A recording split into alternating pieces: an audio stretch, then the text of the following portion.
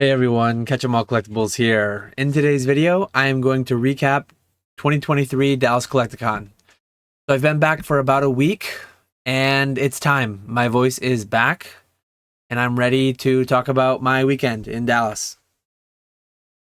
You know it had to come in true Catch 'em All Collectibles fashion. We've got the nice branded PowerPoint template. We've got a PowerPoint presentation for your viewing pleasure. Probably going to be a long one. I will have these major 4 bullet points timestamped somewhere down in the description. I'm going to start with like the juicier stuff, a little bit more on the sales, and it's not going to be a full spreadsheet that has every sale. I'll just show you a picture of my tables and then talk through the layout, a little bit changed from Orlando. I'll actually show you my Orlando setup, talk about why I changed it, what ways I changed it. And then I'll go through at the end. I'll go through like day by day what was going on. I'm probably going to miss little tidbits here and there. But yeah, I had an absolute blast this past weekend. And at the end, I always like to just talk about the people who made the weekend what it was. I go back and forth on whether or not I should do that kind of thing because it's like I'm going to leave out a name here or there, and I hate the thought of that. I just hope that those are the ones who don't end up watching all the way through if I do miss anybody. But yeah, I'll shout out all the people from the section and then just a bunch of other people that I saw and met throughout the weekend. So let's get right into it. Here's my layout for Orlando. I have my 3 mascots, as you can see right there. PSA 10 Griddle Greaser Pete, PSA 10 Dan, and Squirtle Squad, PSA 9 marked. Those did come with me to Dallas. Those I do intend to bring to every convention. I'll have a little bit of commentary about those when we get to the Dallas table layout. In the back, you can see in Orlando, I had all the heavy packs back there, partially for like security concerns. I wanted them visible, but I didn't want them reachable. So I will discuss that a little bit. Unfortunately, we've had a couple conversations around theft and things like that at these conventions, and none on my end, thankfully. The case rentals, bit pricey for what they are. You can probably buy the cases outright for about $50 if you have somewhere local to you that sells these kind of aluminum cases with the clear front. But the main thing they do is, instead of having the slabs lay flat on the table and anyone can just walk by, knock them on the ground, and or sticky finger them, pick them up and walk away with them, it just makes it so you have to physically undo the latches, open the lid, that extra step, and it's just way, like, how is someone going to steal a card?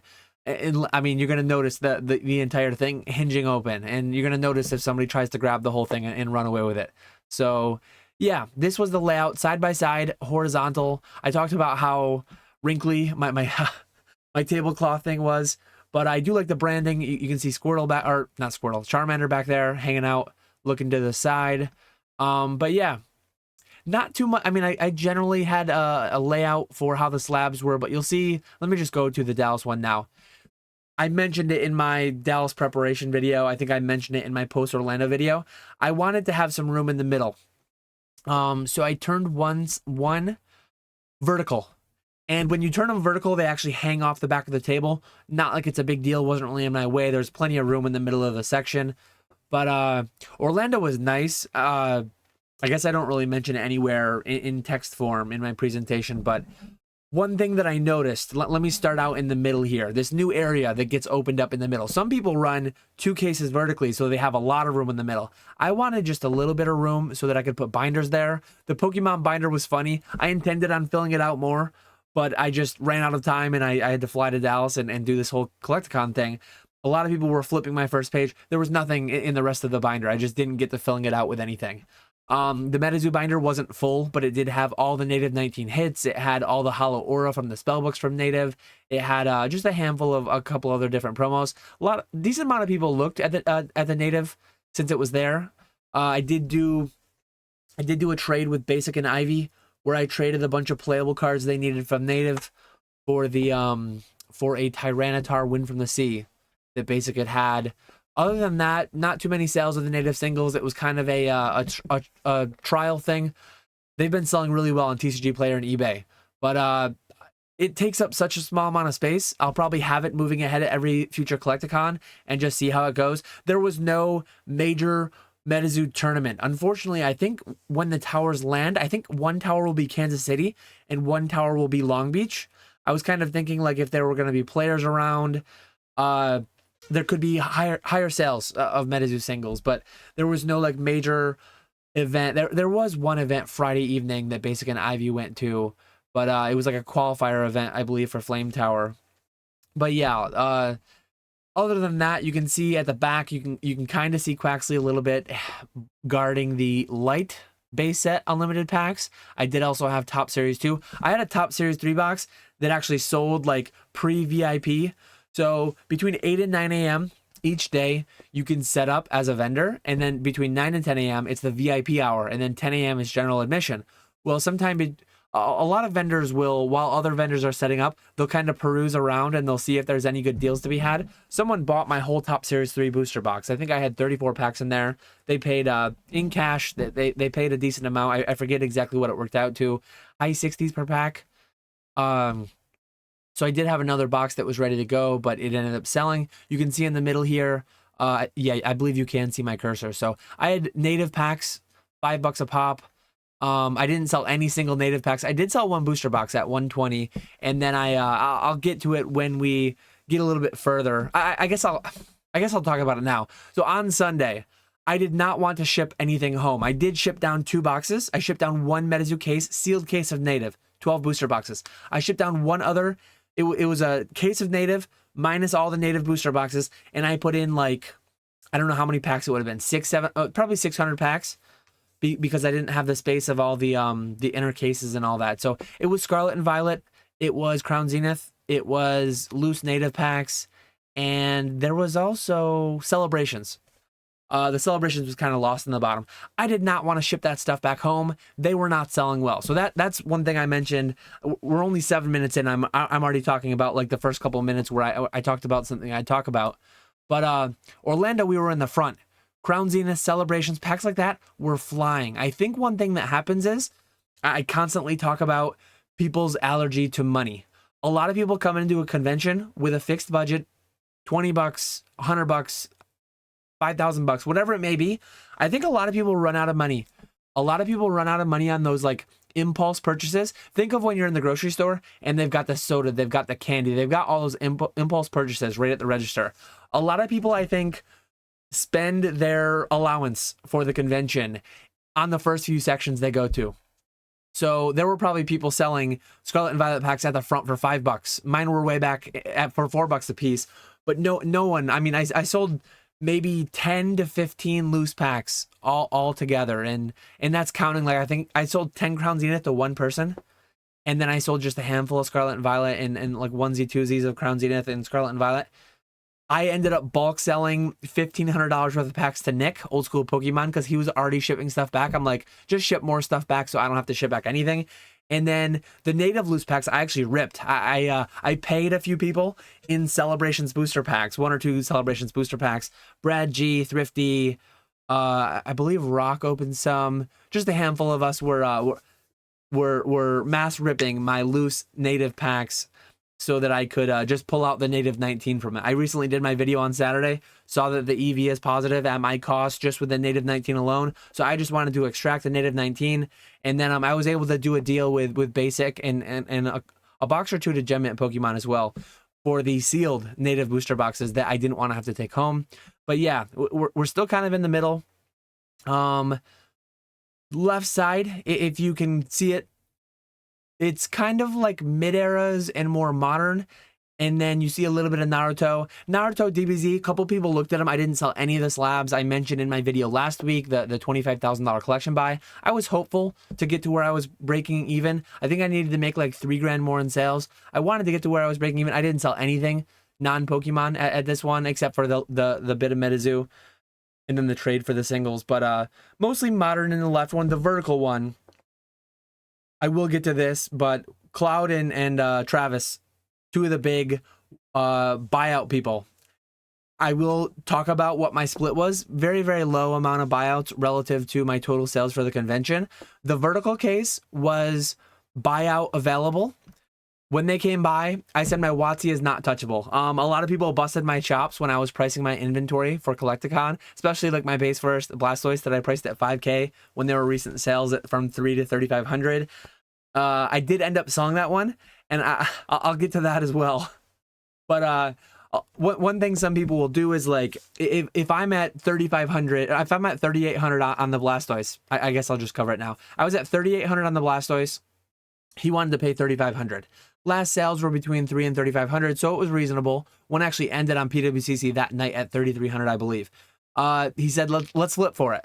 So what sometimes people will do to gamble on the outcome and to say, like, if I were to win the coin flip, I would sell it for 3,800. If I were to lose the coin flip, I would sell it for 3,500. Well, I borrowed from my section buddy, Ray, the scammer that he is, gave me a rigged coin, must be, because I used the coin, the guy flipped it, and I lost. So I had to sell the Blastoise for $300 less. So Ray got me back a little bit for the Poliwrath that I pulled from a few weeks back. But I did hear from other people in the section, that coin went on to other people. I think that coin lost our section like 5 flips in a row. So yeah, I don't know what Ray's got going on over there, but I guess he's just still spiting me for the Poliwrath and then taking it out on the whole section.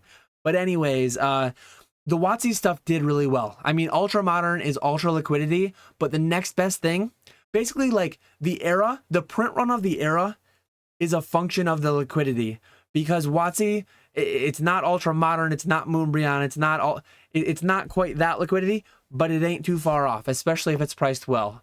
2 bits of commentary that I was frequently getting. One, I mean, look at how far back we are. I don't know. I mean, from my own screen, I can see clearly Alakazam is 1,700. The Blastoise is 5,000. I can read those from a distance. And at the convention, you can read my tags from a distance. The whole label printer meme versus the price gun. But I got a lot of commentary that, hey, your labels are really nice. Like I don't have to squint. I don't have to I don't have to hold it in my hand to read what the price is. So very, very positive feedback. It's a little more tedious than a price gun for sure. And I didn't have scissors. You need to use scissors to cut every little bit off. But I'm going to continue with the label printer because the prices really stand out, and I think it does help. But yeah, the WotC stuff. The other bit of commentary that I got frequently, wow, your prices are really solid. I got my chops busted about the Blastoise being high. It ended up selling. I came down a lot from what I priced it at. When people start counting out of hundreds, I am more prone to deal. I will show some big trades that I made. I made some big cash sales. I will discuss later in the video what the breakdown was approximately between cash and non-cash payment methods. I always advise people, if you are a buyer, cash will get you the best price with 99% of vendors. I think there are like 1 or 2 vendors in the whole place maybe that like don't want to deal with cash. I do understand it to some extent. Just digitally, less risk, less like risk of theft or anything of that nature, not having to worry about flying with it and losing it or getting it stolen. But for me, like, cash is king. You will get the best prices with cash. That is something I will always suggest. Internet was great for me. I have Verizon. There were some people that came. I lost a couple deals. Very, very low-end deals. Wasn't like a big deal. I lost some deals to people that were trying to buy a couple packs for $10 with PayPal Friends and Family or Venmo, and their internet did not work. Whether it was T-Mobile, whether it was... I don't remember exactly what they were, but there were a couple cell phone providers that I heard a few separate times. Like, hey, the internet's not working. I asked them what it was. I think T-Mobile was one that did not work well. I could be misremembering, but I think that was one. I lost a couple low-end deals because of it. So at the end of the day, like, please have an ATM card. There's ATMs around. Have cash. Like, that is the best way to be able to get the best deals. And just, it's a fault-free buying method. There's nothing that's, if internet service between the buyer or the seller doesn't work, you might miss out on the deal if you're not cash ready. So, other than that, the stickers were new. I forgot to iron my tablecloth, but I think I packed it a lot cleaner, a lot nicer. So it didn't look so bad as it did in Orlando. In Orlando, you can see how wrinkly and how bad it looked. But I had a lot of people. It's funny. Well, it's not funny. The whole theft thing. I talked about it when I showed my Orlando table. The cases do a lot to deter theft. I did have these 3 slabs out front instead of in the back. My mascots, you know, they're going to be there at every convention. there was a handful of times where people were handing them to me and say, oh, hey, this Squirtle, it's out front. I don't know if you, I'm like, no, it's kind of a meme. It's my mascot. It's a conversation starter. So many people picked up that slab, the Squirtle specifically. So many people picked it up and they're just like, did you do this? This is hilarious. Like, how did PSA grade this? The whole story, it's like an icebreaker. It's like just a quick, easy way to get people to like put a smile on their face and then start talking with me. And then it's like, hey, what are you looking for? Do I have anything I can help you with? Like, and yeah, absolutely great thing. But it was funny. The how many times people, it actually got knocked over a couple times. So I ended up laying it flat. But thankfully, I mean, I always keep a good eye on everything. I have most of the valuables in the cases. I did have one of each heavy pack. You can see heavy fossil first edition, heavy base, unlimited, and then a Topps Chrome pack. Those are pretty expensive packs. I mean, $700 for the base unlimited, $550 for the fossil, $400 for the Topps Chrome. No, I mean, those are deeper in the thing. It would be pretty hard for somebody to have stolen anything. There's probably a minute or two here or there that I was kind of paying attention to someone opening the pack. I always try to have a good watchful eye on it, though. Pretty good vantage point with my 6'4" self. I don't believe that I had anything stolen. A lot of people took the stickers. A lot of people took the business cards. I like to have those out front just so that people can get the branding, get the familiarity with all that. There was one very, very cute little girl that had her mom was carrying her and she saw the sticker and she's like pointing at it. Basically like, Mom, can I have that? She ended up wearing it. She ended up putting it on her shirt, wearing it around the convention for the rest of the day. So nice little bit of branding, free promotion going on there. I told that story to my own daughter, and because I gave her some of my stickers, and then she ended up wearing one for a couple, well, for one of the days that I was back shortly after. Monday or Tuesday, she was wearing one for most of the day. I think that's everything I wanted to cover there. But yeah, the WotC, overall, just because of the value, most of the value that I brought was in the WotC case. These were the cards, not all of them by any means. This was just a fraction. Higher end though. I pulled higher end ones from what I drained out of the PWCC vault. And like at the end of the weekend, I will show you the trades. The PSA 9 Crystal Charizard got traded away. The Lugia got traded away. A lot of the crystals, a lot of the shinings, the CGC 8 base versus Charizard, it sold for cash. I had 8K on it. I got within 10% of that. I got within 10% of that cash. I believe it was 7,400. Shout out to Peak, not Peak Dat Chew, but Peak, the other Peak. He had one of his buddies. He sent him over to me, and that deal got done. I need to put together a nice gift basket for Peak because he hooked me up with that deal. He also hooked me up with a crazy Champions Festival buy, unrelated to Denver or unrelated to Dallas. Sorry, but I just got the cards back recently from a big buy that he hooked me up with, and yeah, I owe him a nice gift basket or something. But anyways, continuing on, that covers everything with the table. Let's look at, yeah, so here is I titled it Buyouts and Big Trades, Lost Coin Flip, and then MetaZoo. One trade that I don't have any documentation of, but one trade that actually happened on Friday.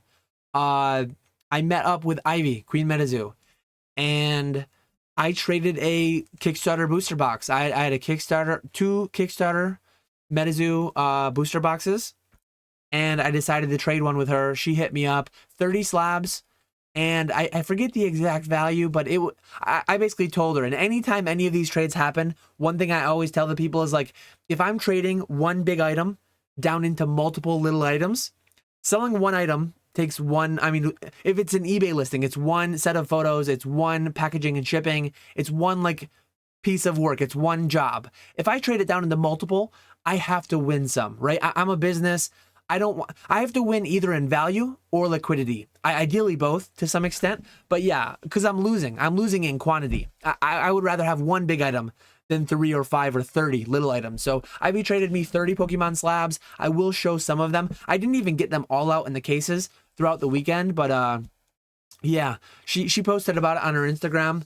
Big collection piece for her. She's a big MetaZoo player, so it was cool to get that trade done with her Friday. That was before the convention even started.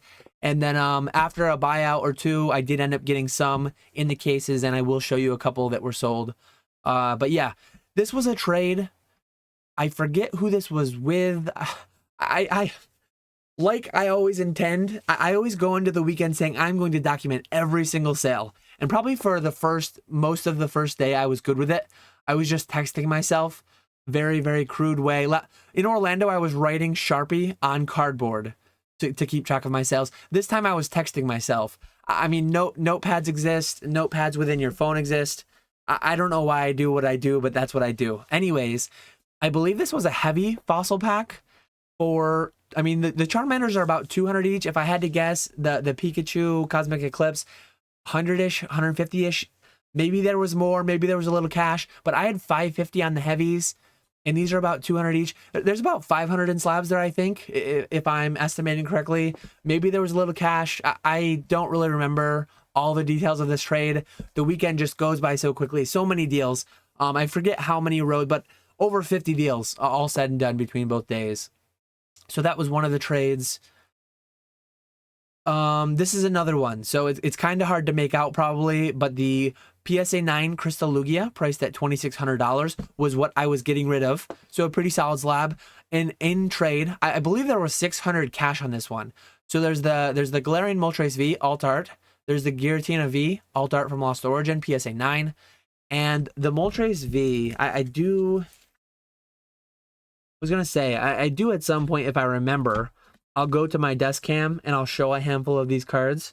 I don't have the Galarian Moltres with me, but I did take in a handful of cards in trade. One nice thing, if you're buying them on TCG Player, say a card is $100 on TCG Player, that's for near mint. It might not be gradable. It might be PSA 7, 8, or 9. But one nice thing about taking cards in trade in person, raw, you get to look at them and you get to pre-grade them and you get to say like, well, I'm going to value it at TCG Player price, but I know this is going to be a 10, or I know it's 90% chance going to be a 10. Kind of like the Moonbreon that I did back in Orlando. I took it slightly over near mint price on TCG Player, and then I ended up 10ing it and getting, I mean, I didn't sell it. I did price it at 1,200 firm. I didn't even put it out in my case. Rusty made a good point. He kind of said like, hey, if you put firm on that, people are going to know that everything else is negotiable. So a diamond hands my Moonbreon, and I didn't even put out in the case. Anyways, getting back to this one, I don't remember the values off the top of my head. I think the Giratina is a few $100.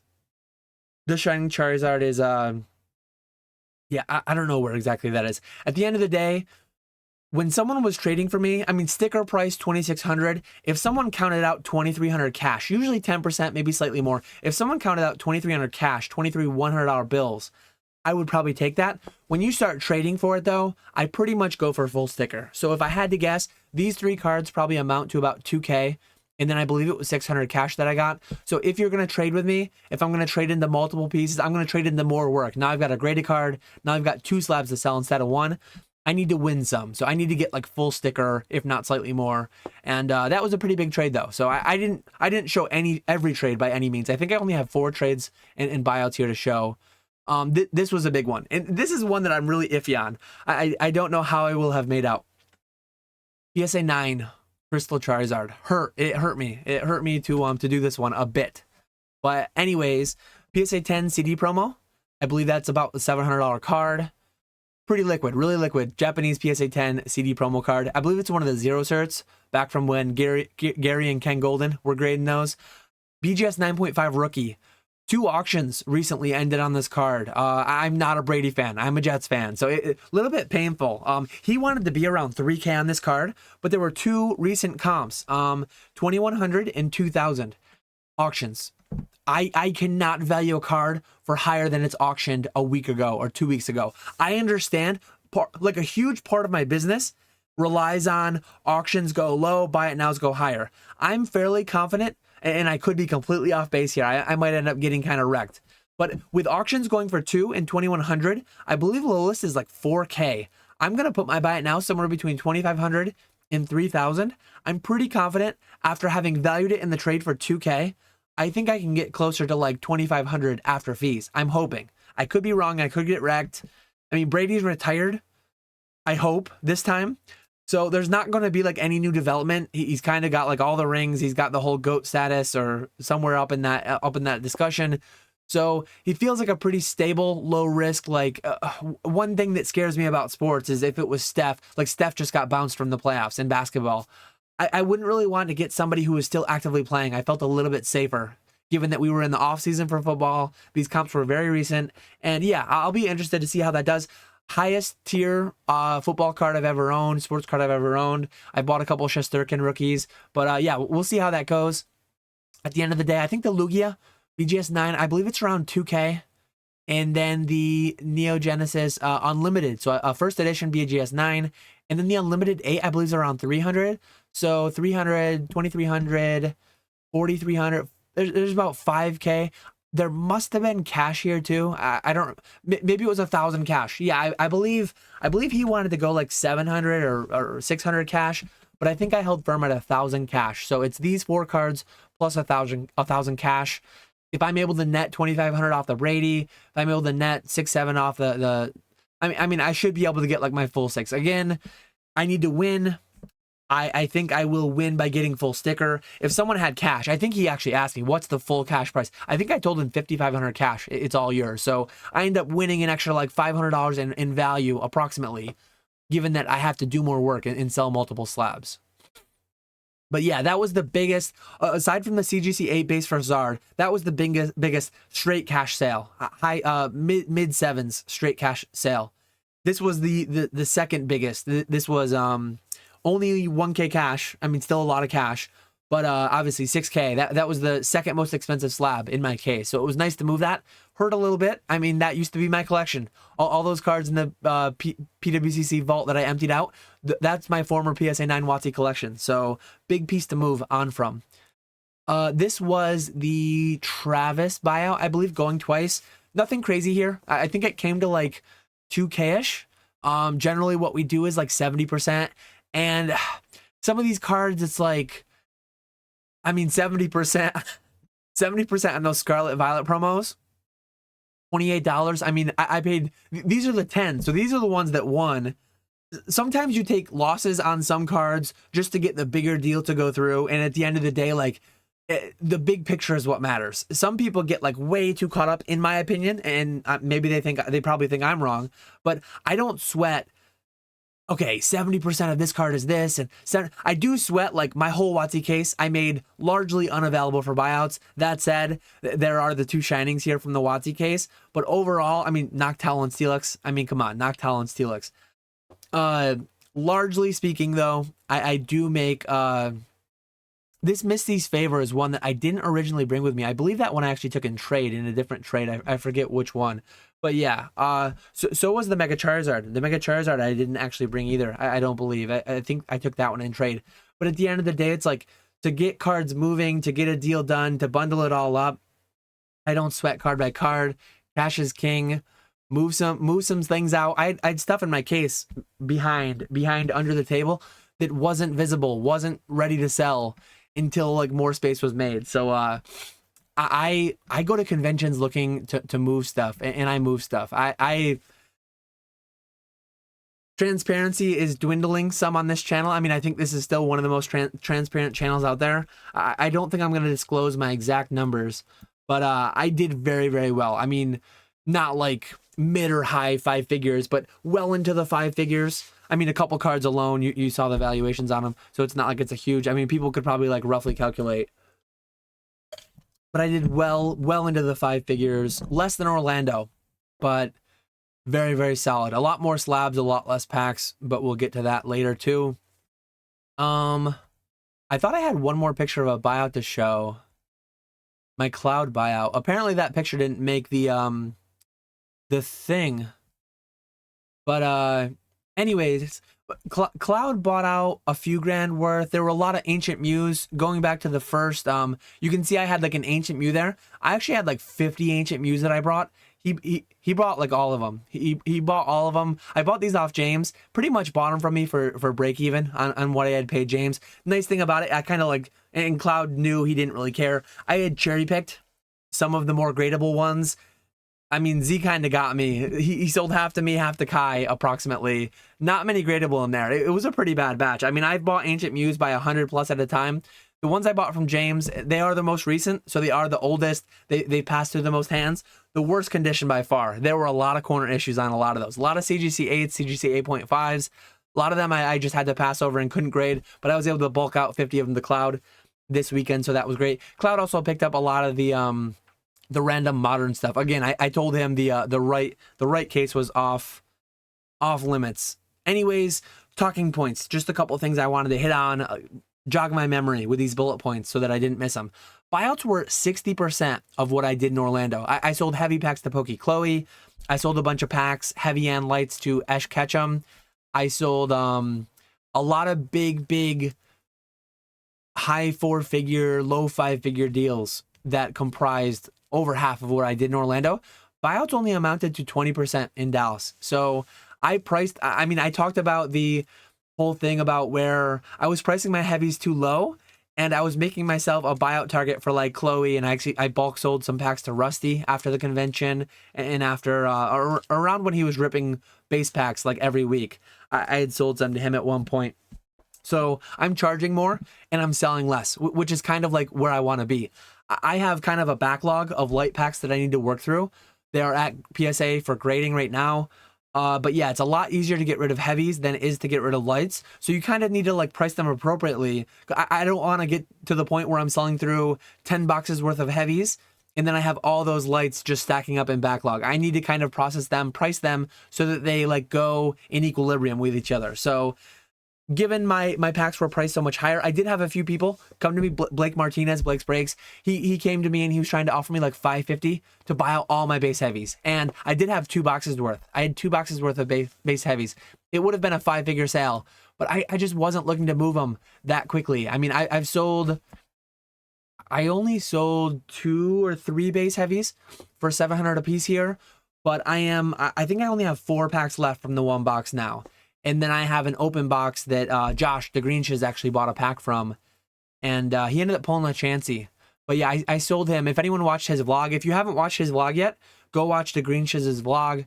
Shout out to him. I bought an open box that had 10 heavier packs in it. And I was asking $700 on all my packs, and I actually sold a few. I've sold some online that price. I'm like, open box, it came from a good source. I was very confident in it. 99%, I wanted to be 99.999%. So I sold him 1 heavy pack for $500. I'm like, I will give one person. I offered it to Pokey Martin, and he was thinking on it. And I offered it to Josh, and Josh took it. He pulled a Chansey that's pretty clean. Chansey is like a $2,000 PSA 10. I hope it 10s for him. He might go BGS for the BGS 9.5. I think it would get that. And I think that's plus. I think that's making money buying it for $500. But yeah, I'll be interested to see how that grades for him. But yeah, the 10th heaviest pack of the open box I sold to Josh. Had that been a non-hollow, I would have had to like do some re-weighing. I would have had to figure out. But now that was a hollow, I'm confident in my 9 other packs from that box. So that's why I gave a discount. Now I have more value, more confidence, less concern with my other heavies from that pack. But another great thing about this one, I felt like in Orlando, for whatever reason, a lot more people were trying to do credit card. I did have a couple people try to do credit card, and I was able to steer them towards Venmo, PayPal. I did add Venmo. So in Orlando, Nick took a Zelle for me, and Nick took a Venmo for me maybe. I finally added Venmo because a lot of people do have it.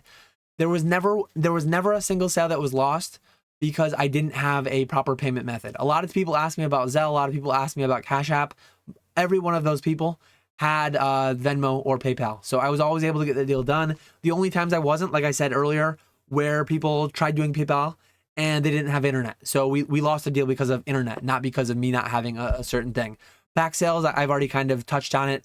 But I did sell a handful of art sets. I do have a lot of art sets I'm going to be listing on my eBay. It's kind of that interesting scenario where my light art sets are 21.2 grams. I'm a full disclosure guy. These are light packs, very heavy boxes. My heavies are 21.6, 21.7. So some people they asked me what the weight was. I said they're lights, guaranteed no hollow. They're 21.2 grams though. It is what it is. I mean, some boxes are super heavy, some boxes are lighter. But yeah, I'm going to sell them probably on my eBay. Fully disclosed, light, non-hollow art sets, and see how they go. I was selling them for $800 cash. I'll probably sell them for $900 on eBay. It's a nice way for people to get it for their pack collection if people want to grade the packs. Disclaimer though too, I've already pulled out all the best looking packs. Pack grading is so hard. I might have pulled out the 8s and left the 10s. Who knows? Who knows how they're going to grade my packs? But I did already touch on the thefts a little bit. I think it was Opossum Bud did a video where a binder had been stolen and then some of them recovered, some of them not. It's really, really unfortunate.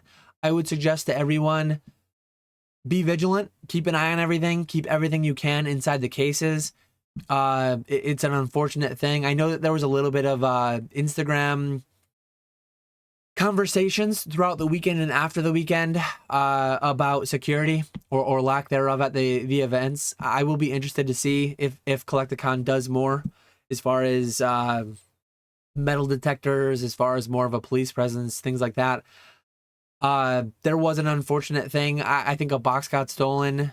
Not anything like, not WotC box 5 figures, but like a several $100 box, non-Pokemon, stolen from our section. I don't know if the person wants me to say what it was, who it was, but yeah, unfortunate thing. I don't really know what day it happened or what the details were around it. I don't think, I mean, I don't think they have any evidence or camera footage of what happened there, but I thankfully didn't have any issues myself.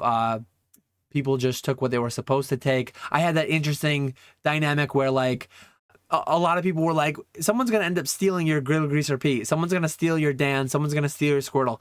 If the Squirtle got stolen, I would be really upset. The Dan, it's like I could grade another one. The Grill Greaser Pete, I have like 5 of them. But the Squirtle, I would be pretty upset. But interesting how many like honest, nice people were like, hey, you accidentally left this card out here. Why don't you put it back there? And I'm like, oh no, it's there for the memes. It's there for an icebreaker. So something I wanted to touch on and already have a little bit. Now we're at the point where like all the business end is covered. I think I do have a few photos here, a few slides to get through. I'm just gonna do like the full, I mean, if you're here 36 minutes in, you probably want to hear everything. You probably will listen to the end. So I guess if you're here, let me do the whole like, subscribe. You guys already did like and subscribe probably. But Friday, I arrived very early Friday. I fly out of a small airport in upstate New York, Syracuse Airport, Hancock International Airport. I have been fortunate in that every con I've gone to, it has a direct flight. Amazing. I hate layovers. But when you fly out of Hancock International Airport, you have like one flight selection per day. It goes to Dallas, it goes to Charlotte, it goes to Denver, it goes to Long Beach, but it goes there one time per day. 6:30 a.m. out, 6:30 p.m. back. One flight each way, each day. So I flew out 6:30 a.m. Friday, and I landed about 9 a.m. You lose an hour. And then on Sunday, I flew back about 6 p.m. So as you can see, I departed from the con about 4, but I'll get to that as we make our way through Friday and Saturday. I got there really early. I wrote down Uber chat. Pretty cool guy driving the Uber, 30-minute Uber from the airport to the hotel. We did not stay at the recommended hotel. I actually roomed up with Nick, and I didn't want to spoon with him on a single king bed. I believe the recommended hotel only had king beds, but a nice way to defray the travel costs a little bit. Shacking up with a buddy. 2 queen beds though, so we each had our own bed, which was nice. We didn't have to spoon. But yeah, the Uber ride was cool. The guy was pretty cool. He talked about his kids. He asked what I was in town for. I talked about the whole convention and Pokemon. And he talked about his childhood, being involved in Pokemon. So I just wanted to like share that little story. Nothing crazy there, but it was an interesting story with the guy, and pretty cool Uber driver. I did a little grocery shopping. I always make it a point to, like, before the weekend starts, I know that I'm going to be consuming some adult beverages. I know that it's going to be late nights. I pick up a bunch of snacks, water, Powerade, so that I don't get hungover the next morning. I always need to hydrate before bed. So I picked up all my groceries at a little corner store, like 5-minute walk, and then a bunch of snacks, Cheetos, things like that for the room for when I'm hungry before bed. It was probably 2 hours before Nick and Josh came in. They actually Ubered from the airport together. I landed at 9. I was at the hotel around 10, checked in early.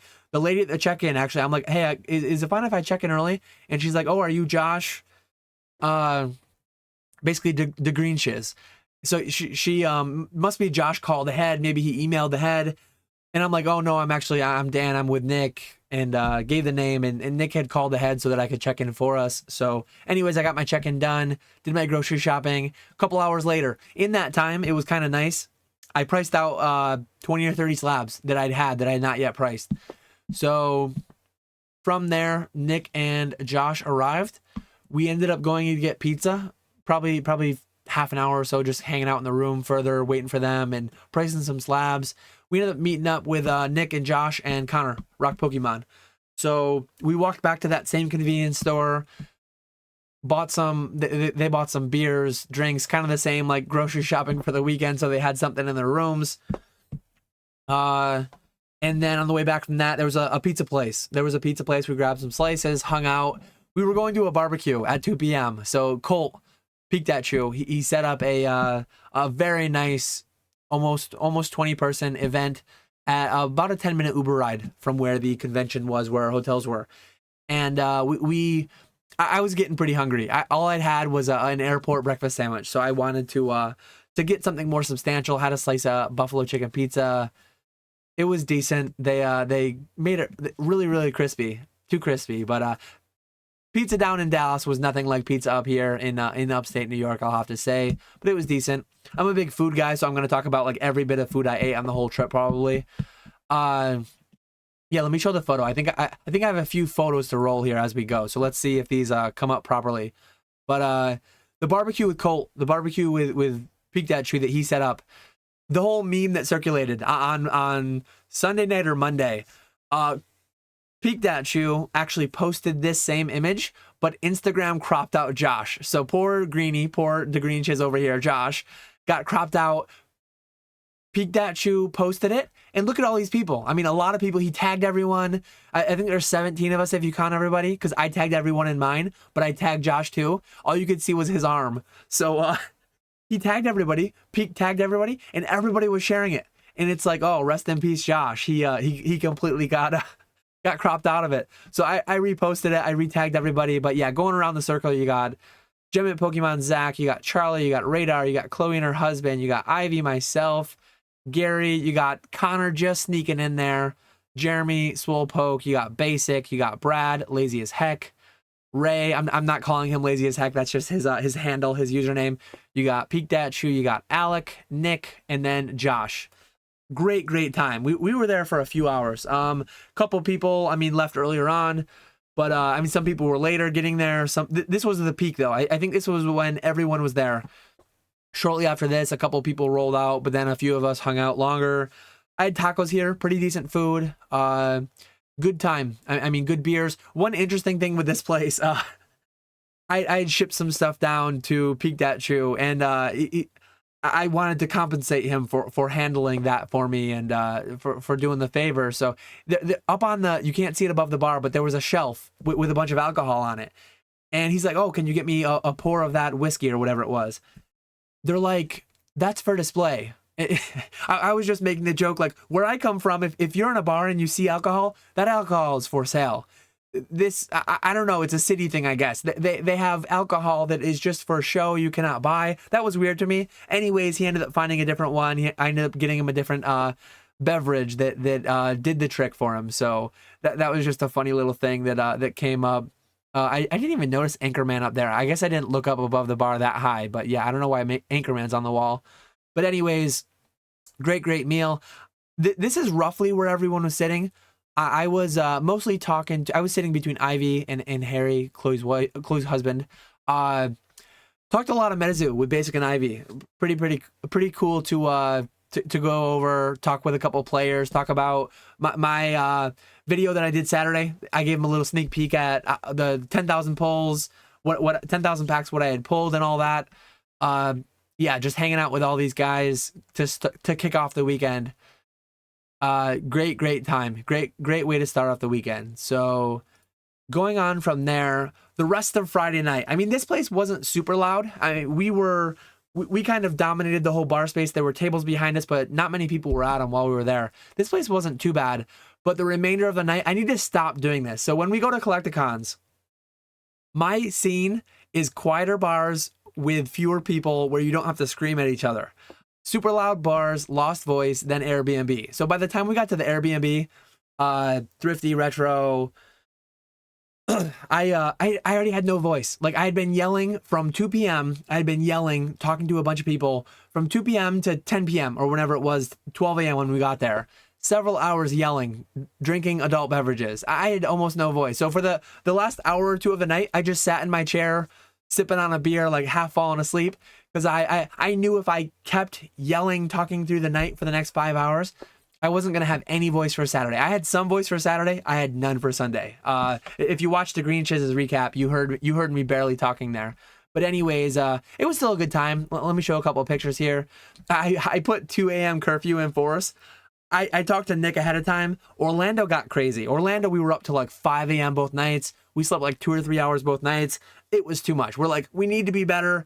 I kind of joked with him, like, let's set a 2 a.m. curfew on ourselves for both nights. I think we were in bed by 3 both nights, so it wasn't too bad. It was difference between 3 a.m. and 5 or 6 a.m. really big. I mean, getting 4 or 5 hours of sleep is a lot better than 2. So I'm going to try to stick with that moving ahead. We've gotten a bit carried away. I know I've heard that sentiment from other people too, but when you're at these events, I mean, it's only a few times a year. You see everybody. You like to minimize the amount of time you sleep, but you also need to like survive the weekend too. So it was a good balance. 2 a.m., 3 a.m. We'll kind of stick with that moving ahead. This was post barbecue, post that 2 p.m. meetup, and pre-bars. So I forget what the place was called, but we had been told by several people, go to this place, Uber out to this place, 10-15 minute Uber, not too far. But walking with Charlie and the guys, they're like, oh, let's check out this place. So we went in there. I'm not a big sweet tooth. I forget if I sent this picture to my wife. She'll probably be mad at me for not bringing one home or trying one myself. But I don't even think I sent her the picture. But yeah, this would have been her kind of place, not my scene. But this was the area. Completely forget what it was called. But we hit a few of these bars on our way. Stockyards. I guess Stockyards is maybe the bar we started at, and then we bounced around. Again, it was fun. I had a good time, but this was a spin wheel. Talking about like the whole whatnot culture, the amount of spin wheels that were on scene at the convention. It's just funny. Like you spin it, there's 3 different tiers. Basically like your alcohol, your mixer, and then like a garnish or whatever. Or yeah, I don't remember how it worked, but one of them was called Duck Fart. I don't remember what we even drank from here, but Zach, Gem Mint, bad influence. Always trying to get me. I'm an IPA guy. I will drink IPAs all day. I'll be perfectly good to go. Shots, it was Cinco de Mayo. So people were trying to do tequila shots. I'm like, I don't do shots. But then we get to this place with a spin wheel that tells you what shot to do. Okay, I'm like, okay, I've had enough IPAs. If that spin wheel tells me what to do, I will do that shot. That is the only way I'm doing a shot. And I ended up doing it, and I ended up regretting it. I mean, I didn't get like sick or anything, but shots are just not necessary for me. I don't like them as much. IPAs are the way to go. I need to be good. I need to not go to the bars where you have to scream. I need to not go to the bars with spin wheels that will tell me what shot to do. Stick with the quieter bars like we went to Saturday night, and stick to like the hotel lobbies or the Airbnbs. Those are the places I'd rather be. Yeah, I'll get to it more when I talk about Saturday night, because that place was really cool we went to. But those are a couple pictures. I think... Okay, so that one was Sunday night. I'll get to that, but that's pretty much it for Friday night. We went to those bars, then to the Airbnb, then back and went to bed. Hit up the groceries, my hydration, snacks. 8 a.m. sharp. I'm good. Like I can go all day. I can have a bunch of beverages. I will be on time though. I did oversleep for Denver slightly, and I got a terrible corner table for my half table. But I was 8 a.m. sharp. A little after 8, I think, on Sunday, but 8 a.m. sharp on Saturday. Thrifty, the real MVP. We had people bless us with food throughout the weekend in the middle of the section, which was great. Thrifty came through with the donuts. If she didn't bring donuts, I probably wouldn't have eaten anything all day Saturday. That would have been pretty dark. But well, I say that, but then later throughout the day, Thrifty actually hit me up. She's like, hey, I'm going to do lunch. I threw her some money for lunch. Popeyes. She ordered Popeyes chicken sandwiches, which were awesome. And I believe this was Saturday. I could be mixing it up with Sunday. But it's funny. Thrifty went out to Uber Eats some Popeyes. And then the Green Shiz comes in with like 16 Chick-fil-A sandwiches. So I'm like sweating it. I'm like, Thrifty's going to be so bummed out. She's coming in with all this Popeyes. Everyone's going to be full off Chick-fil-A. I mean, 10 hungry people in the section. I was offering people who were at the table, like coming to buy from me. I was offering sandwiches to some of those people so that we would still be hungry for when Thrifty came with the Popeyes. But it's funny because in quick succession, we ate all the Chick-fil-A. We ate all the Popeyes, and then Basic and Ivy came with tacos. And Basic actually grabbed me a Mexican beer too. So I got my start early on Saturday with a Mexican beer around 2 or 3 o'clock. But went from having like, I'm going to eat nothing today, to Thrifty had the donuts. Then we had chicken sandwiches galore, and then tacos. Ended up eating a lot Saturday. So much that we didn't even end up really doing like a formal dinner. We had talked about doing a dinner or something, and then we didn't really do anything formally. I have noted here, I talked about the whole convention, so nothing too notable from Saturday as far as like at the convention. I kind of covered that all when I showed the table. This is more just like the extra hours bonus content for anyone who has interest. Let me know, 50 minutes in, let me know if you're here for the bonus content, talking about the whole weekend itinerary. Paywall casino trade night. I know some people like Basic mentioned it in a recap. He was on Thrifty did a recap, and she had him on. He talked about how it was $20 and the whole paywall thing, and I just kind of like memed the paywall casino trade night. To me, like $20 cover charge. It got you a chip which you could trade towards actual chips to play at the table.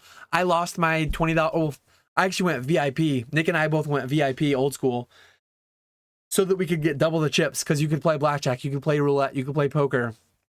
I lost mine pretty quick. I went really poorly. At the end of the day, though, like some people were buying people's chips. So some people bought the $20 cover charge to get in. They sold their chip for $20. Because if you went over to the prize wall, apparently the $20 chip was worth like 30, 40, $50, depending on which prize you redeemed it towards. Like Swolepoke and Radar and Chloe, I believe, all got pairs of shoes. I'm not a big shoe guy. I was joking about my dad's shoes. I used to wear New Balances. Now I'm wearing like Avia's like $30 shoes from Walmart. But yeah, the trade night was put on by New Street. They do stuff with shoes. They do stuff with NFTs. They had some panels going on throughout the event, which were kind of weird, because like the microphone was turned up pretty loud, and a lot of us we just talked over it. It wasn't as loud as the bars Friday night, so it wasn't a big deal. But for $20, you got to gamble a little, or you got to sell your chip to get your money back. You got a free shirt. I didn't even take the shirt because it was like a New Street shirt. It wasn't Pokemon. It wasn't Collecticon related. Food. They had food included. I guess the owner of the event, the guy running the event, he handed out beer tickets. I didn't get any, but I did have a bunch of beers. I mean, Nick was buying me some. I bought a bunch of rounds Friday night, and Nick was buying me some, and I was buying everybody else some, and quite a few. They didn't have IPAs, some kind of Shiner Bock or something, but it was decent. $9 though, pretty expensive. $5 bottles of water, but the food was included. The food was decent. Sliders. Trying to think what else. I know like Josh showed in his, I shouldn't spoil his whole recap video, but he did a little bit of sourcing there. Go check out his vlog recap video to see what he sourced. He definitely probably made his money's worth for the trip. Just with what he bought there, depending on how it grades. After that, we ended up heading out from there. I think it went from 6 till midnight or 8 till midnight. We probably left at around 10-ish or so. I don't remember exactly. It was raining, so we didn't really feel like Ubering far. We kind of wanted to stay close. We ended up just pulling up bars on Google Maps. There was one within a quarter-mile walking distance that sounded pretty decent. We went into there. I forget what it was even called. They had food, though. They served food. There was like 4 bartenders and like 30 people in the whole bar, counting us. The service was insane. So my kind of bar, it's like quieter. You can actually sit down and talk to the person across from you. You don't have to scream in each other's faces to half hear them. I mean, there was hockey games, there was baseball games, there was stuff on the TV, there was stuff to watch. They had these like pretty decent nachos and tacos and stuff like that. I got some nachos. They had IPAs on tap. You walk up to the bar, someone grabs your IPA. By the time they're grabbing them, someone else is at, oh, are you all set, all taken care of? You don't have to wait in line for the bathroom, wait in line for the bar. Like, just quieter, more mellow. You can actually talk and converse. And I was there with DNA, Nick, later on Brad, and then later on Chloe, her husband, Radar, Swolepoke. Handful of people were there, and we were able to just sit down and talk. And I mean, my voice was mostly gone already from the night before, but if we were in those same bars the night before, no one would have heard me at all because I was like half whispering. You wouldn't have been able to hear me, but people could hear me because it was like a reasonably, like a bar where I come from, where you can just like, yeah, you can get food if you want it, you can get beer if you want it, no lines for anything, no waiting, and you can hear each other talk. So I need to make it a point to not go to the crazy loud, crazy big city bars. I've done it like every convention I've gone to. I've done one night of that, and then one night or two nights of Airbnbs and hotel lobbies, and those are my scene. I need to be better about sticking with my scene, knowing who I am and where I need to be. But yeah, great time Saturday night. Just long conversations. Yeah, primarily with Brad, DNA, and Nick, and that whole crew. I think after that, I guess I'm probably missing a million things. I'm coming up on an hour, so I'm going to try to wrap it up relatively soon. I knew this was going to go an hour when I started, though. Sunday, back to the convention. I covered everything there. One thing that I did, though, I had to pick up by like 4. I had to head to the airport because I think I flew out at 6 or 7, somewhere in between there. When you have only one departing flight heading back to your airport, you can't really miss it. If you're going from Dallas to Boston, if you're going from Dallas to LA, there are probably flights every 45 minutes. If you miss one, get the next one. When you're flying into Syracuse, it's 1 in, 1 out. If you miss it, 24 more hours, unless you want to connect and do crazy stuff. And so I cannot miss flights. I always go like pretty early to be safe. I do have TSA pre-check and all that, but I still like to be safe. It actually timed well. Josh was supposed to fly out to Greench's an hour before me, but he ended up getting pushed to where he was an hour after me. We were like, hey, let's Uber together, split the ride. Let's grab a bite to eat on the way out. And that's what I did have pictures of earlier. We went to Pizza Hut. I got a meat lover's pizza, so did he. And then we split some mott sticks and wings. I had Pizza Hut's bone-in wings long ago. I like years ago. I don't remember when. I do not remember them being very good at all. I like Domino's, Little Caesars. None of them really do bone-in wings well at all. These were pretty decent. Maybe it was just because it was a end of a long weekend. It hit right with the end of a long weekend, tired weekend, all this greasy food. They were solid, though. They were solid. Very, very good meal. Had some beers with it, too, before we took off. I was able to nod off a little bit on the plane. I think a couple tall IPAs at Pizza Hut helped. But probably 30 minutes or 45 minutes of sleep on my 2.5-hour flight on the way home. But yeah, given that I had to leave at 4 and the convention went till 6, I wanted to see the show a little bit. So at 2 p.m. I picked up my table, closed out my last couple deals, picked it up, and I just toured the floor. I went and had a conversation with Leon Hart over at the Rare Candy booth. I saw John quick, said my goodbyes to a lot of people. I went and I walked. I'm not like a big care about celebrity, care about autographs and things like that, but it's like, oh, Chuck Norris is in the building. Let me just walk by the panel and check out the lines. And I want to at least say I could see Chuck Norris. For 83, dude looks good. I mean, dude looks good. You wouldn't want to mess with him. But other than that, I grabbed a drink, walked around with Zach Gem Min a little bit. I said hi to like the old card shop. The old card shop was there.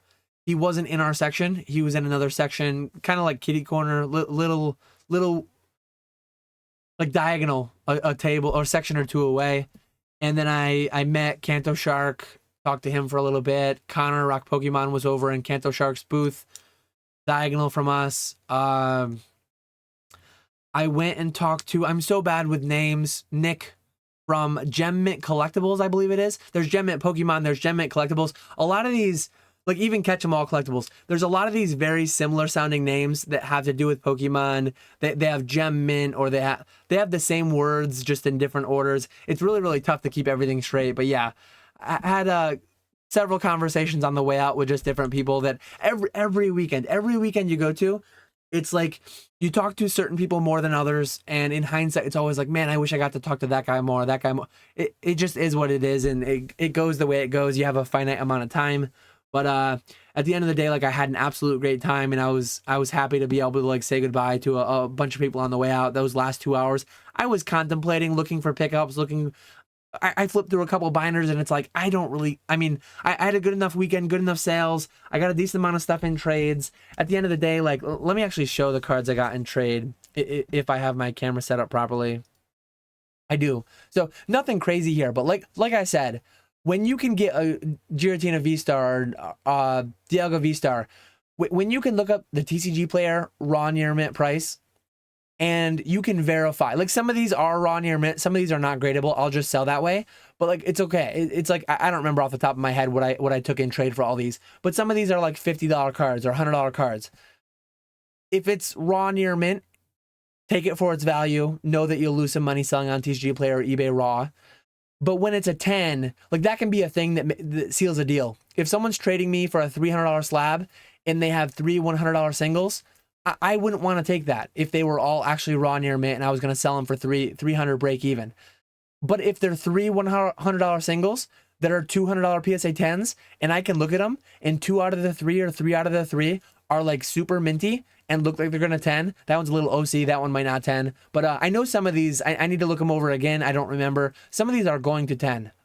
So that can be the thing that pushes the deal over the edge, and that can close the deal, because it's like, okay, we're trading for even value, but once I grade it, I'll unlock an extra $100, $200, $300, whatever it may be. So some alt arts, some, like, I had a couple kids. Trade up challenges are one things I forgot to mention. I didn't have many trade up challenges. I had a couple. I traded some of these bulk Vs for like a couple packs here and there. I forget exactly when and how all these cards came in, but yeah, nothing too crazy. Some decent alt arts, some decent cards that'll 10 probably. But yeah, at the end of the day, that's really all. That's most of what it was. I know there's more somewhere. I don't know where they are. I'm still not like fully unpacked, but yeah, I just wanted to show a couple of those quickly.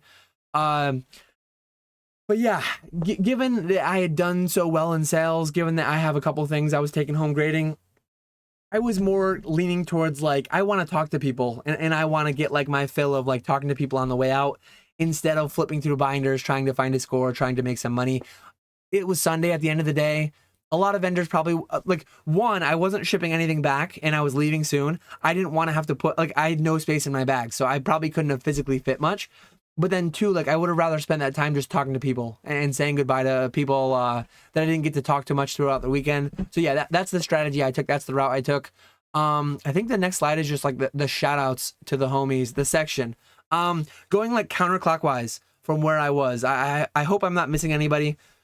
But Pokey Martin was right next to me, kind of in the corner. Nick had 3 tables, and Pokey Martin was at the end, right adjacent to me. So Pokey Martin, then Old School down the row. Pokey Martin, I should say. Nick ended up buying a heavy pack from Radar, a Revelation heavy pack, shooting for the Shining Gyarados. He pulled a Jump Pluff, very, very expensive pack to pull a very, very cheap card from. But Pokey Martin actually bought a heavy fossil pack from me, and he pulled a Raichu. So decent pull from there. I mean, you would like to see the Dragonite, you would like to see the Gengar, but Raichu's top half, so not too bad. I will say, Saturday it was Radar's birthday, and I wasn't present for it, but John pulled a Poliwrath from a base first heavy pack, which was painful. I actually guessed it because someone bought from me a base heavy pack. I forgot to mention this one on Saturday morning. Somebody bought from me a base heavy pack. They pulled a Poliwrath. I felt so bad. You never like to see it, and I guessed when that Poliwrath was pulled. I'm like, I think Radar's gonna pull a Poliwrath tonight. He pulled a base first Charizard before with Swolepoke with a card with a pack they bought together at Frankensons. I believe they opened it. But anyways, I figured he was due to like revert to the mean with his pack luck. So I had guessed the Poliwrath, and he did unfortunately pull a Poliwrath. But yeah, talking about Poliwrath, then you had Ray wrapping around the other end. And Brad, lazy as heck. Again, he's not lazy, but that's his name. The other row, like kind of behind me off to the right, I forget exactly how they were ordered, because like Nick was the one guy. Nick and Pokey Martin were to my left, and then to my right there was like 4 people in one section, because Nick had 3 tables and there was a bunch of people with like half table, 3/4 of a table, whatever. So in that line was like DNA, Peak, other Peak. You had Peak Dat Chew, and then you had Peak. And then Retro and Brad G was to my right. And then they didn't have tables with us, but they were in the back of our area quite a bit, bringing food, hanging out. I know Greeny helped Old School Pokemon quite a bit when he was stepping out for whatever or dealing with someone else. Greeny would help him. So Greeny, Thrifty, Gem Mint, Basic Ivy, tons of people I didn't mention, I'm sure. But these are the people that were in the section, that were hanging out in the section most of the time, and had an absolute blast. I don't think there's anything else to add here in the final moments. Let me go full screen and try to think for the last little bit. But yeah, that was Dallas. My plan for the remainder of the year, as far as Collecticons go, Charlotte. 3 weeks before Charlotte is Long Beach. 3 weeks is not far enough apart for me. I'm too old of a man. I mean, it's a week later and I just have my voice back. So I can't do 3 weeks apart. So I'm skipping Long Beach, skipping Kansas City before that, going to Charlotte, I believe September 16th weekend.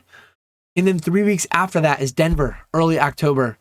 Too tight of a turnaround for me. So I can't do Denver, unfortunately. Houston, I believe, is early November. I might do that. We'll have to see. So Charlotte and Houston are the plans for the remainder of the year for me. Let me know in the comments below if you're still here. Let me know if you watched the whole thing. Let me know if you'll be in Charlotte. We have like 5 sections we're intending to get for Charlotte. Tables have not yet dropped, but we have like 50 tables worth of interest in our little Discord there that people are signed up for. Getting a little bit cumbersome, getting a little bit crazy how many people we have in there. We might need to figure something out. We can't get to where we're booking like 6 or 8 or 10 sections or something. Kind of crazy. But Charlotte, for whatever reason, a lot of people are just going to that one. It was kind of Denver, we thought was all going to be the biggest one last year ever. And then Orlando was bigger. Dallas was not super big. We only had 1 section. Orlando, we had 2. But Charlotte, we're having 5. I'm not sure we'll ever do that again. I think 5 might be like the all-time high. I think that might be the peak. But yeah, really looking forward to it. Really appreciate everyone who watched this far along. I love recap videos. Thrifty did one. Josh did one. I know more Retro talked about he'll be doing one soon. I just started recording this after Retro finished a live tonight. But yeah, I love reliving the weekend through the various live streams and recap videos. And so this is my contribution towards anyone that didn't go, that just wanted to hear more about what happened. Hopefully you enjoyed. And then towards people who did go, who just wanted to like hear someone else's perspective and hear what they had done and all that. So yeah, that's everything. That's all I've got. I appreciate you all watching as always, and I will catch you all later.